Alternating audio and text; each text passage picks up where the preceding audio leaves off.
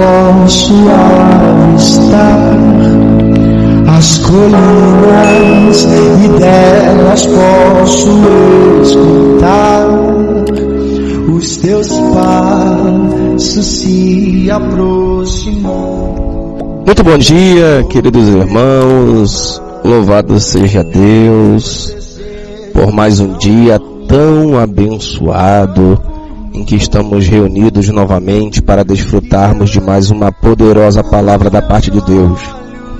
Estou muito contente de poder estar com vocês nessa terça-feira para compartilhar com vocês o nosso café diário. Espero que esteja tudo bem com você, com a sua família. Que em nome de Jesus esse seja um dia muito abençoado para a sua vida. Conto com a sua colaboração, que você possa estar compartilhando essa poderosa palavra de Deus com outras pessoas.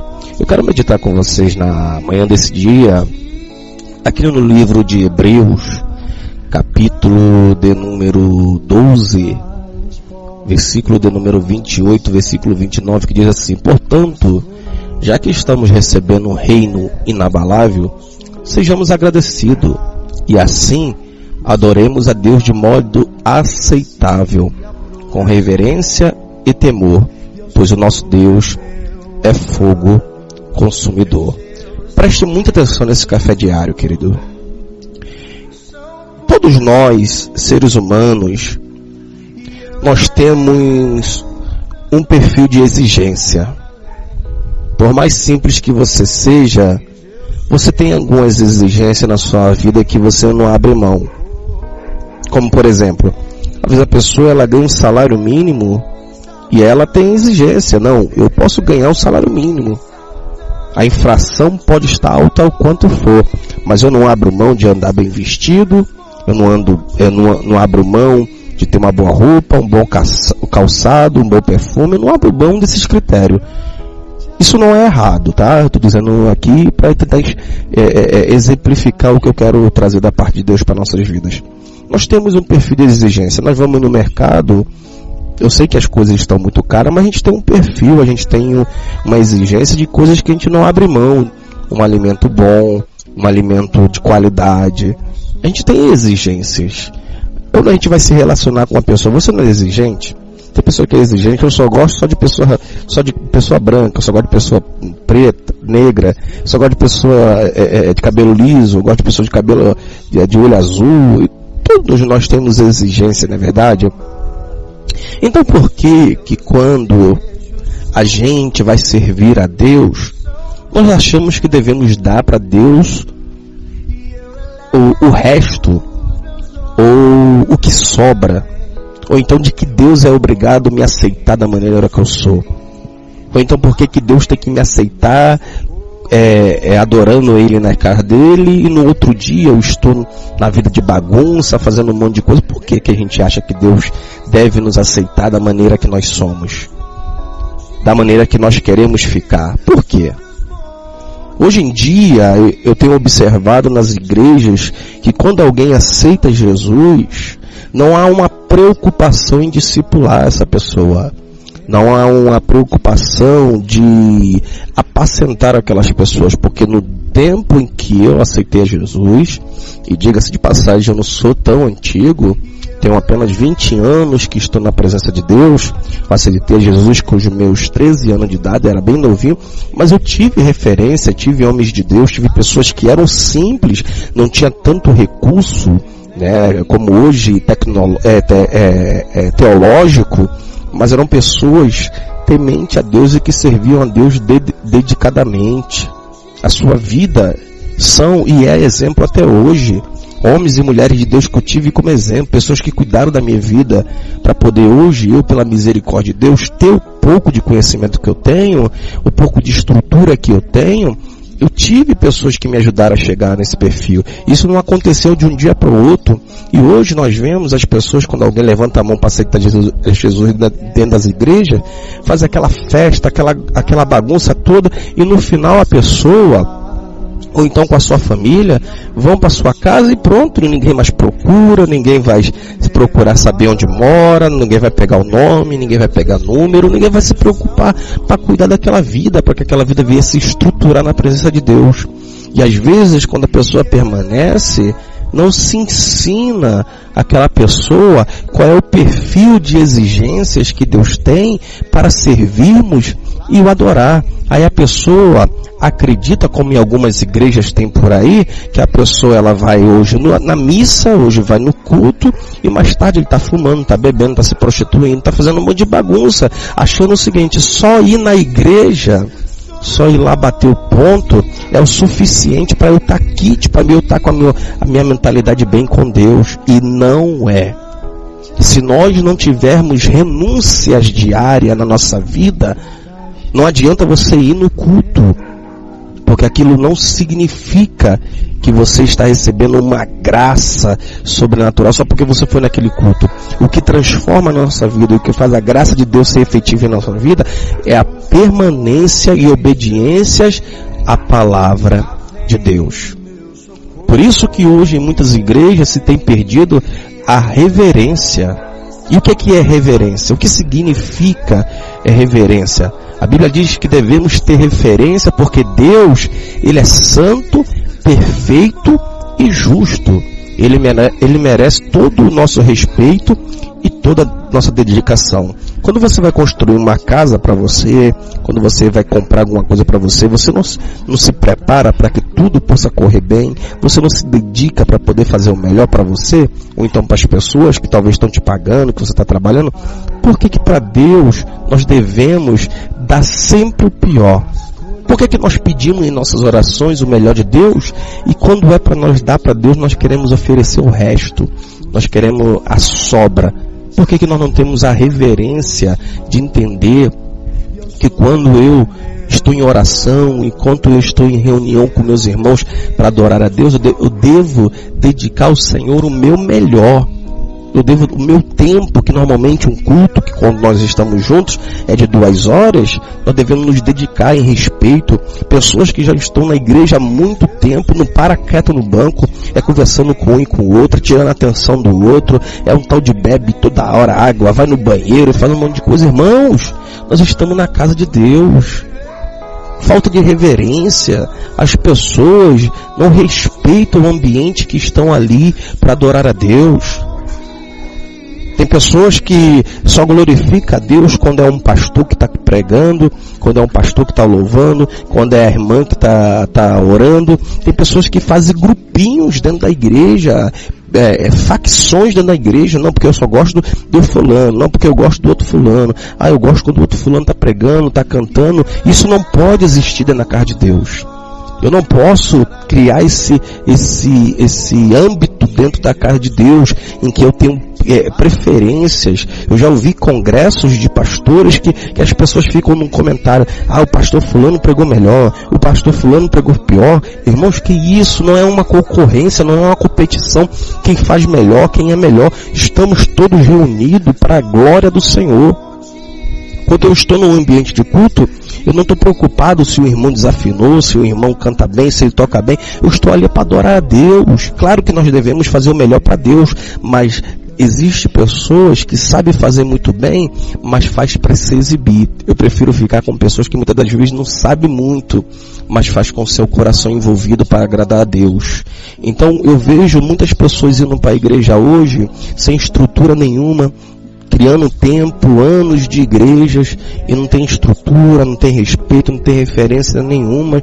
Pessoas que não conseguem entender que o fato de uma pessoa, como hoje acontece muito em igrejas grandes, que às vezes alguém do mundo secular se converte, alguém que é um funkeiro, um pagodeiro, alguém que é da mídia social, os pastores se aproveitam do sucesso daquela pessoa e do nome que aquela pessoa tem aqui fora, e se apropria daquela pessoa e começa a se aproveitar. Aí começa a chamar as pessoas: não vem porque vai estar aqui o ex-cantor, o ex-fulano de tal. E a pessoa, naquela inocência do início da caminhada, não entende, não sabe nada disso. E o pastor, ele não ensina que aquilo dali pode acabar destruindo a vida daquela pessoa.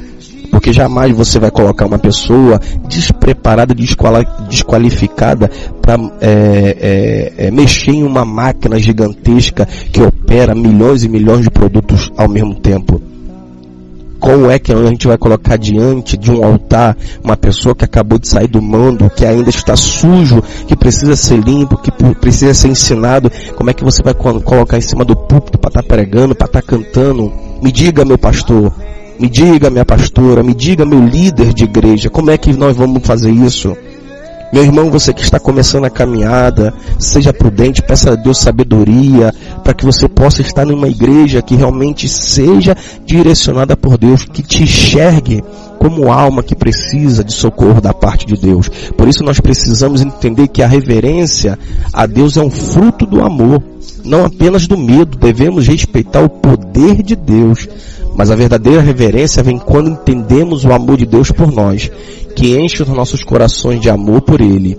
O sacrifício de Jesus na cruz nos leva a ter reverência com Ele.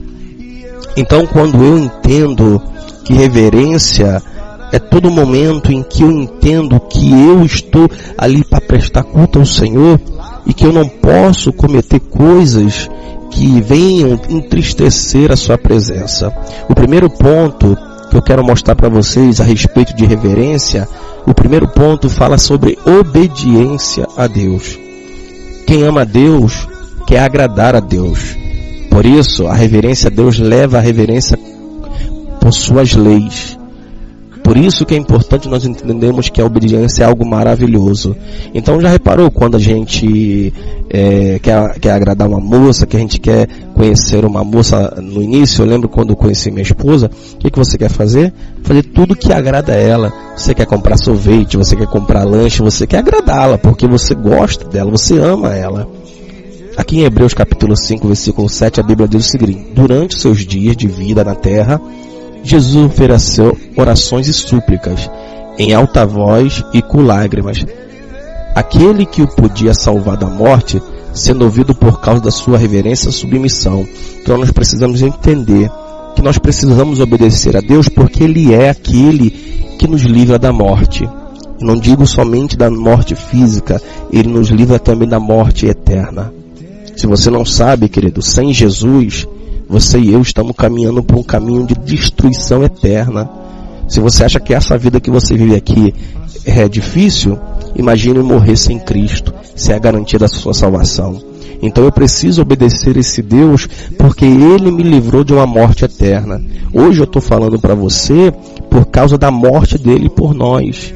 A morte dEle por nós nos abriu os nossos olhos para nós entendermos e obedecer a Ele. A reverência a Deus começa com a obediência. Outro ponto, o segundo ponto que nós devemos tratar sobre nós mostrarmos reverência a Deus, é sobre lutar contra a tentação. Todos nós somos tentados todo dia. Todos nós somos tentados a pecar todos os dias contra Deus. Só que nós temos algo que nos traz à memória o que Cristo fez por nós. E isso, trazer à memória o que Cristo fez por nós, nos dá suficiência para resistir às tentações. Então, eu não deixo de pecar porque sou pecador, mas eu não peco porque eu entendi a graça de Deus na minha vida. Porque como reverência, eu prefiro sacrificar as minhas vontades e impulso carnais de pecar. Prefiro matar a minha vontade, mas fazer aquilo que agrada ao meu Deus. Não é fácil, mas com o tempo você vai aprendendo a lidar com as tentações e vencer para agradar a Deus. Terceiro ponto, você precisa entender que a reverência é tirar também um tempo com Deus. Não basta simplesmente esperar o horário e o dia do culto para ter um relacionamento com Deus. Reverência a Deus é tirar todos os dias da sua vida um tempo de qualidade com Deus. Nós temos 24 horas por dia, e nessas 24 horas, 8 horas, 6 horas, 7 horas nós tiramos dormindo, boa parte dela trabalhando. E será que nós não temos tempo de separar pelo menos meia hora, 1 hora, 2 horas para poder nos tem um relacionamento com Deus em oração e leitura da sua palavra, em adoração. Então, reverência requer tempo com Deus. Não é bom quando você começou a namorar com talvez a sua esposa hoje? Não era bom o tempo que vocês passavam junto? O fato de vocês estarem juntos hoje não significa que o amor deve se esfriar. Muitas das vezes fala assim, já conquistei. Não é assim que funciona. O amor, o respeito, a reverência é tirar todos os momentos tempo de qualidade para passar junto. E Deus requer de nós tempo. Se você não tem passado um tempo hábil com Deus, se você tem percebido que você não tem tido tempo para Deus, você tem tempo para tudo, mas não tem tempo para Deus, comece a rever isso, porque Deus requer de nós que tiramos tempo para passar com Ele. O quarto é ser grato. Número 4 que Deus exige como reverência a Ele é devemos ser grato. Tem pessoas que vão na igreja, busca, ora, é abençoado por Deus e não é agradecido. Você já lidou com pessoa que não é grata? Você faz pela pessoa, faz, e a pessoa nem é grato. Se você quer ser reverente, agradeça a Deus por tudo que Ele faz por você. Além de aumentar a sua reverência por Deus, a gratidão também aumentará a sua alegria. É tão bom quando você encontra uma pessoa e você ajuda ela e ela é grata pelo que você faz. Imagine Deus, quando nós somos agradecidos pelo que Ele tem feito pela nossa vida. O quinto é ser humilde. O arrogante não consegue ser reverente, porque se acha superior, mas quem é humilde reconhece que Deus é maior. O humilde e reverente admite seus erros e pede perdão a Deus, reconhecendo que precisa da ajuda de Deus em toda a sua vida. Lá em 1 João, capítulo 1, versículo 8 e versículo 9, diz o seguinte: se afirmamos que estamos sem pecado, enganamos a nós mesmos, e a verdade não está em nós. Se confessarmos os nossos pecados, Ele é fiel e justo para perdoar os nossos pecados e nos purificar de toda injustiça. Não há justiça em nós mesmos. Quando você reconhece isso, você está sendo humilde, porque você reconhece que você não tem força por si próprio, mas você reconhece que você só tem força que vem da parte de Deus. E Deus, Ele é aquele que se agrada dos humildes. Deus abate o soberbo, mas Ele dá graça aos humildes. E sexto, para nós fecharmos, a reverência a Deus é amar os seus irmãos. Acredito eu que talvez seja uma das tarefas mais difíceis, é amar. E não é somente irmão de sangue não, tá? Irmão de amizade. São inclusive aqueles, como a Bíblia diz, até os nossos próprios inimigos. E isso, por isso, ficou aqui no último ponto, o sexto lugar, amar os nossos irmãos. 1 João 4, versículo 20 e versículo 21 diz o seguinte: se alguém afirma, eu amo a Deus, mas odeio seu irmão, é mentiroso. Pois quem não ama seu irmão, a quem vê, não pode amar a Deus, a quem não vê. Ele nos deu este mandamento: quem ama a Deus, ama também os seus irmãos. Ninguém pode ser reverente a Deus e desprezar os seus irmãos. A reverência ao Criador leva ao respeito por sua criação. Deus criou e ama cada pessoa. Mostra amor e respeito por outras pessoas, apesar de serem diferentes, é mostrar reverência por quem os criou. Então, quando nós respeitamos as escolhas das pessoas, quando nós entendermos a maneira que cada um se comporta, nós estamos sendo reverente a Deus. Por mais que aquilo que a pessoa faça não seja do nosso agrado, mas isso não significa que aquela pessoa deve ser minha inimiga e eu devo lhe odiá-la. O que eu devo pedir a Deus é que Deus abra os olhos daquela pessoa, para que aquela pessoa também possa reconhecer o seu Criador e ter um encontro com Jesus. Meu querido, esse é o nosso café diário de hoje. Que Deus te abençoe e até o próximo encontro em nome de Jesus. O tempo de cantar chegou, o tempo de cantar chegou.